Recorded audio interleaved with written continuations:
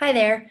So for this video, you have unpacked your priority standards. Well, first you identified them using the R.E.A.L criteria, then you've unpacked them. So now, once you've unpacked your priority standards, you have learning targets. So the next step is, what are we going to do with those learning targets? So we're really starting to go from question one, what do we want students to know, and identifying those standards, to identifying the learning targets. Now, what are we going to do with the learning targets? That comes into the PLC question 2, which is, how will we know that they have learned it? So what could those formative assessment rubrics look like? What's one example? And I wanted to provide a model of my thinking for you today on how I have actually used my learning targets to create formative assessments with my teams. So I'm going to go ahead and go to some examples that I've done. And I'm just going to keep with using the social studies inquiry standards, because I do feel like a lot of those are very cross-curricular. The concepts could be used in multiple disciplines. And I wanted to do one that I kind of struggled with, because there's so many components to the standard that I thought talking through kind of my messy thinking might help get your messy thinking out on the table as well, to talk with your collaborative team about creating formative assessments. So I want to start kind of from the beginning. So these are the inquiry power standards that I identified as my priority standards for my social studies courses. And I use the R.E.A.L criteria to determine those. So the one I want to focus on today is this one, and I highlighted it in blue so that you can tell the difference. But the priority standard says, construct explanations using reasoning, correct sequence, examples, and details with significant and pertinent information and data, while acknowledging the strengths and weaknesses of the explanation given in its purpose. Wow, there's a lot to that. So when we unpacked it, you can see that we identified the verb, we identified the noun, and tried to take out a lot of those prepositional phrases that we didn't need to be in there. So the learning targets that my team developed, the first one was, I can construct explanations using reasoning, correct sequence, examples, details, and pertinent information, as you can see in this column. Excuse me. We also realized that there's kind of a second part to that we wanted to make a separate learning target, because it was two separate ideas in our minds. And so we thought the second learning target from that priority standard would be, I can reflect on the strengths and weaknesses, or you could say the quality of my explanation. So really, the big idea here to me was, when I'm having students construct explanations, what should be that proficiency criteria that I would be looking for that would help me give them specific feedback? So what I did is I took my learning targets here and started to develop a formative assessment based on those learning targets. So I started out and I just used, I can construct explanations. So anytime I was having students construct explanations, I could use this rubric as a starting point and maybe make the task more specific for the content that we were using that day.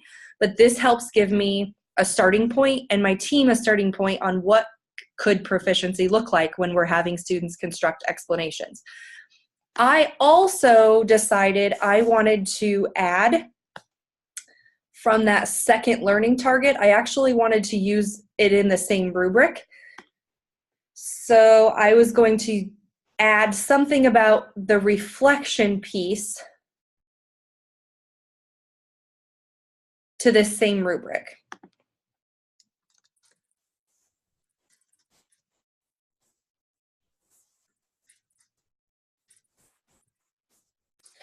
So my team, we kind of went back and forth in discussing this, because some of us wanted to keep the constructing explanations and the reflection piece separate on two different rubrics, which I think you could do.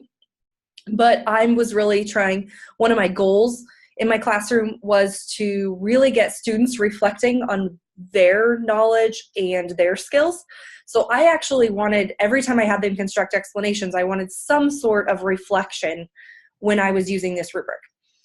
So the standard, or think about this as the learning target that you developed from your priority standard, I ended up with, I can construct explanations and reflect on the quality of my explanation.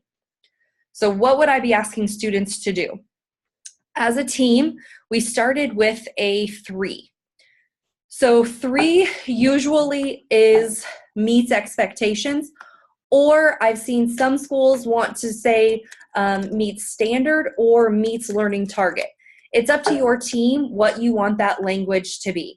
So if you wanted it to be something like meets learning target, a 3 would be considered proficient, however you want to say that. So when we started with a 3, we talked about what would proficiency look like on any task that we're asking students to construct explanations about. So it helped us to think, do they need all components of this standard? Or were there some that we started to see some overlap on?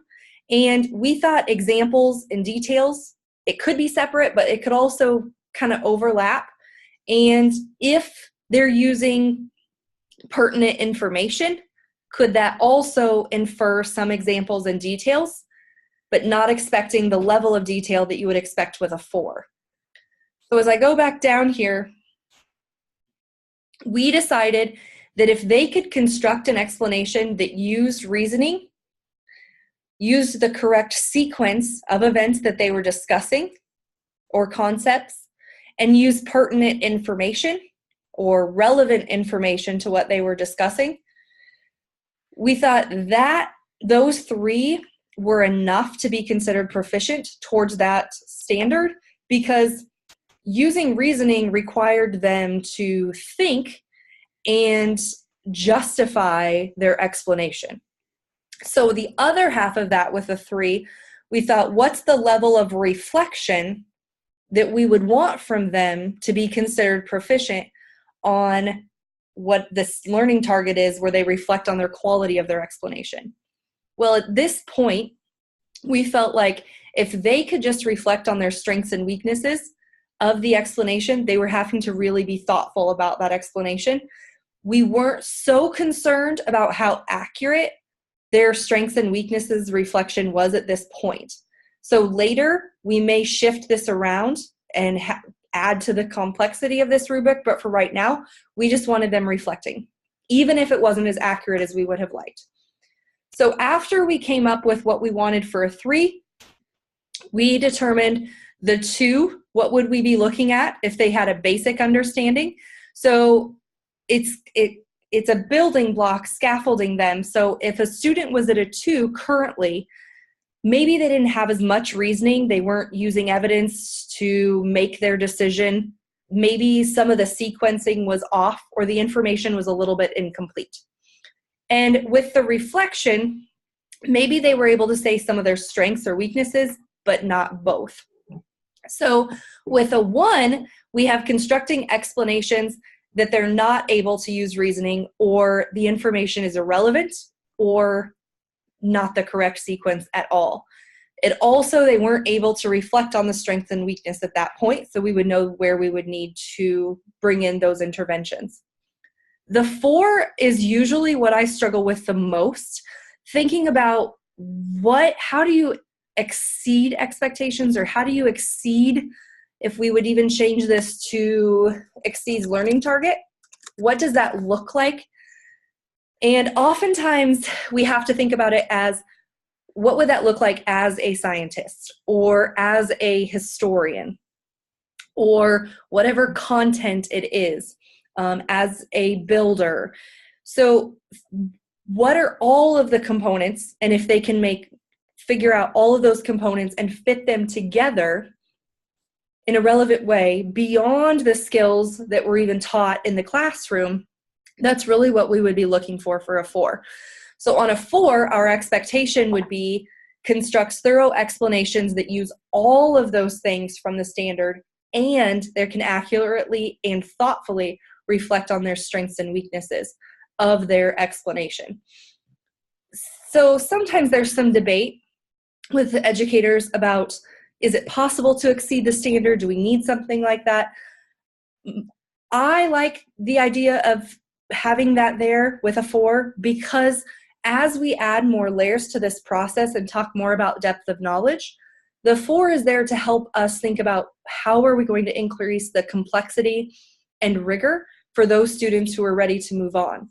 So if we go back to our 4 PLC questions, this 4th one, what will we do to extend the learning if they already know it?